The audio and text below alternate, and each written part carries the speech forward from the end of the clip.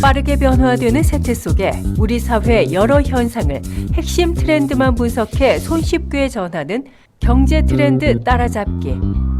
남북을 둘러싼 국제적 정세와 한반도 평화를 위한 행복한 동행. 더 신비롭고 흥미로운 기상천외한 세상의 모든 날씨 이야기까지. 함께하는 세상, 오늘은 좀 더 다른 시선으로 세상을 바라봅니다. 네, 경제 트렌드 따라잡기 시간입니다. 2024년 국내 주요 뉴스 우리 최유한 시사평론가와 함께 정리해 보겠습니다. 평론가님 안녕하십니까? 예, 반갑습니다. 최유한입니다. 자, 올해 한 해를 정리하려고 보니까요, 다사다난했다라는 말로도 부족한 것 같은데 탄핵 사건으로 뉴스가 쏟아지는 요즘이지 않겠습니까? 저는 1년 360일 뉴스 보거든요. 밥 먹을 때도 보고, 네. 화장실 가서도 보고요. 그런데도 뉴스를 못 따라갈 때가 있습니다. 그러니 우리 청취자 여러분은 어떠겠습니까? 게다가 요즘 워낙 가짜 뉴스가 준동하다 보니까 전 조금 살펴보면 알겠는데 아마 구분하시기가 어려우실 것 같아요. 뉴스는 내 주변 속의 새로운 소식입니다. 나와 관계없는 것도 많지만 어떻게든 세계는 연결돼 있고 이 연결성은 현대사의 특징이기도 합니다. 앞으로 우리 방송을 통해서 더 많은 유익한 소식 전해드리도록 노력하도록 하겠습니다. 네. 자, 그렇다면 올해 1월부터 한번 하나씩 짚어보면 좋겠습니다. 1월 어떤 중요한 일이 있었죠? 가장 중요했던 일은 다들 기억하실 텐데 1월 2일 날 민주당 이재명 대표가 괴한 피습을 당했습니다. 예, 이후에 또 무슨 한바탕 헬기 이송 사건 또 연달아 있었고 말도 안 되는 사건이었는데, 그리고 1월 25일 국민의힘 배현진 의원이 또 중학교 2학년 남자 학생한테 테러를 당하는 사건이 있었죠. 이후에 정치인들의 테러 사건에 관련돼서 관심이 높아졌었죠. 네. 자, 그렇다면 2월 어떤 주요 이슈가 있었을까요? 우리 청취자님들 기억하실는지 모르겠는데 쿠바란 나라 있지 않습니까? 북한이랑 굉장히 친한 나라거든요. 네. 우리나라랑 쿠바랑 2월 14일 날 서로 편지를 교환하는 방식으로 양국 간의 대사급 외교 관계를 수립하기로 합의했습니다. 이거 북한 반발을 고려해서 극도의 보안 속에 진행되었고 4월 28일에는 상대방 국가의 상지 외교관 공간을 개설하기로 합의하기도 했습니다. 그리고 2월 16일 위르겐 클리스만 대한민국 축구 국가대표팀 감독이 부임 1년 만에 경질되었고 이는 향후 홍명보 감독 사태로 번졌고요.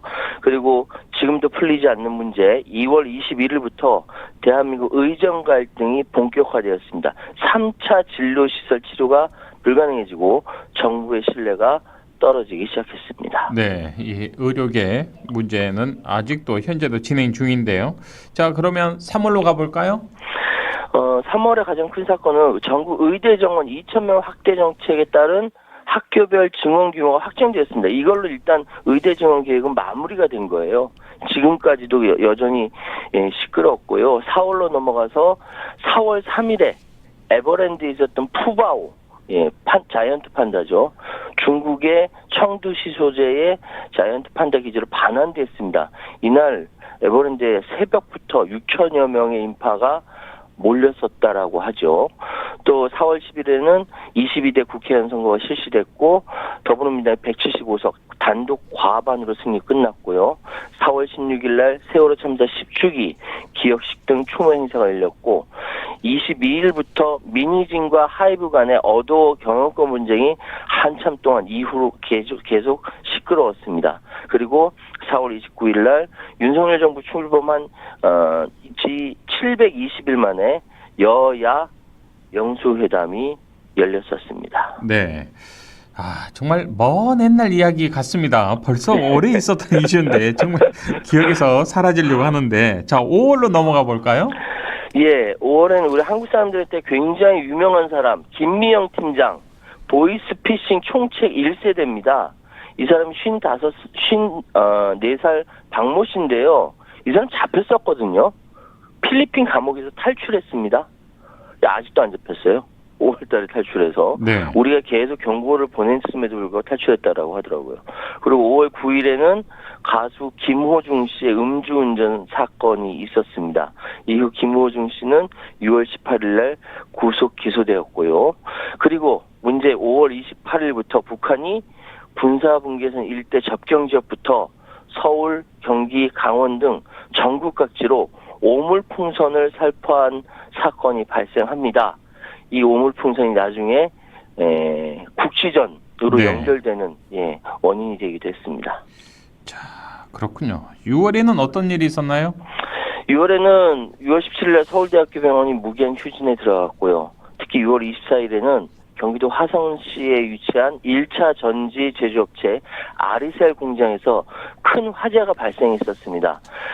배터리셀 하나에서 폭발적 연소가 일어났다는 열폭주에 의한 화재라는 목격자 진술이 있었는데 이 화재로 23명이 숨진 엄청난 화재였거든요. 그런데 안타깝게도 희생자 23명 중 18명이 외국인 노동자였습니다. 30년 이주 노동자 역사상 최대 참사라는 불명예스러운 기록이 되었습니다. 네, 희생자들 대부분이 외국인 노동자들이어서 정말 가슴이 아팠던 이런 기억이 있는데 이 이후에 좀 어떻게 됐는지도 궁금합니다. 자, 7월로 한번 가볼까요? 언제 하반기로 들어섭니다.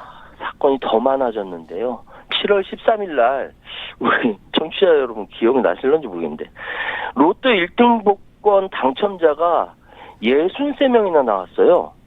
1등 됐던 사람은 굉장히 기분 좋았을 텐데 63명이 나오고 나니까 이거 조작 아니냐 뭐 이런 얘기까지 많이 나왔었죠. 그리고 7월 21일 아침 이슬 가수이자 한국문화예술 근거지인 학전의 대표 김민기 선생이 73살의 나이로 별세하셨습니다. 뜻있는 많은 문화예술인들이 가슴 아파했습니다.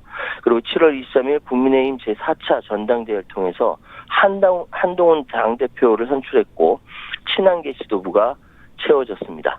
그리고 7월 24일 한국계 이커머스 기업 Q10의 자회사인 티메프, 그러니까 티몬과 위메프가 정산 지연 대란으로 난리가 났었습니다. 이 대금 정산 지연 사태가 보름간 이어지면서 피해가 입점 업체를 넘어서 소비자들에게까지 번지게 되었고요. 피해 금액이 1조 원 이상이라는 분석까지 나왔었습니다.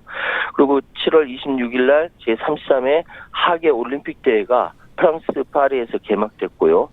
또 7월 30일 우리 광주 시민들은 기억이 나실 텐데 광주 기아 챔피언스 필드에서 열린 두산과 기아의 경기에서 두산이 기아를 30대 6으로 KBO 리그 최초의 30득점이자 네. 최다 득점 신기록, 최다 점수차 신기록. 아마 실망하신 광주 팬들 많으셨던 걸로 기억합니다. 네, 이때 실망을 했는데 결국에는 기아가 우승을 했습니다. 그렇습니다. 자, 8월로 넘어가 볼까요? 8월 13일 소수 정예로의 규모로 역대 최고 성적 금메달 13개를 낸 프랑스 파리 올림픽 한국 대표 선수단이 13일 날 금이 환영합니다. 7개 종목 선수단 50여 명이 인천국제공항을 통해서 귀국했는데 정말 적은 선수단으로 금메달 13개를 비롯해 모두 32개의 메달을 따냈습니다. 정말 깜짝 성과죠. 그런데 여기서부터 또한 대한민국의 대대적인 사건이 벌어집니다. 배드민턴 안세영 선수의 폭로입니다. 안세영 선수의 폭로는 배드민턴을 넘어서 대한체육회 전체의 고질적인 문제점을 아주 적확하게 지적했고 일파만파 대한민국 전체에 긍정적인 영향을 미치게 했습니다. 누군가 독점하면 썩는다. 썩으면 바꿔야 한다. 라는 교훈을 주었죠. 자, 9월과 10월 한꺼번에 묶어서 한번 정리해 주십시오. 예. 이전부터 계속 7월, 8월, 9월까지 계속 더웠어요.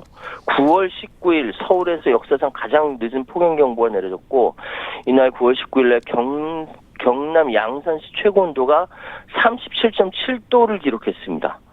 어마어마하게 더운 겁니다. 이때 배추가 안 자라서 지금까지 영향이 있는 거예요. 1958년 충무로에서 개관해서 66년 만에 9월 30일 대한극장이 폐관됐고요. 또 10월로 넘어가면은 10월 10일 대한민국 소설가 한강이 한국인 최초이자 아시아 여성 최초로 노벨 문학상을 수상했습니다. 역사적 트라우마에 맞서고 인간 삶의 연약함을 폭로하는 강렬한 시적 산문이라며 극찬을 했는데 정말 자랑이죠. 고 김대중 전 대통령이 2000년 평화상 수상한 이후 두 번째고요. 10월 17일에 북한의 특수부대가 우크라이나전에서 12,000명 파병했다. 그리고 10월 25일 날 일용엄니 배우 김수미 씨가 향년 75세로 별세했습니다. 네. 자, 11월, 12월 간략하게 한번 짚어주시죠. 11월 여러 가지 사건들이 많이 있었는데요. 동덕여대 남녀공학 전환 논리라든지 정우성 씨의 논란이 발생했던 것도 11월 24일입니다. 그리고 12월 3일 말도 안 되는 비상계엄 선포한 사건이 지금까지 내란 사건이 계속 이어지고 있습니다. 현재 진행형입니다. 네. 자, 올해 평을 딱 간략하게 해주신다면요? 마지막으로 말씀드릴게요. 대한민국 민주주의 만세. 입니까? 예. 네, 알겠습니다. 자, 2025년에는 좀 밝은 내용으로 정리가 되면 좋겠습니다. 자, 예. 올 한 해 정말 고생하셨고요. 내년에 또 좋은 소식으로 적합한 뉴스 전해주시길 바라겠습니다. 올해 정말 고생 많으셨습니다, 평론가님. 예, 감사합니다. 네, 지금까지 최희한 시사평론가와 함께했습니다.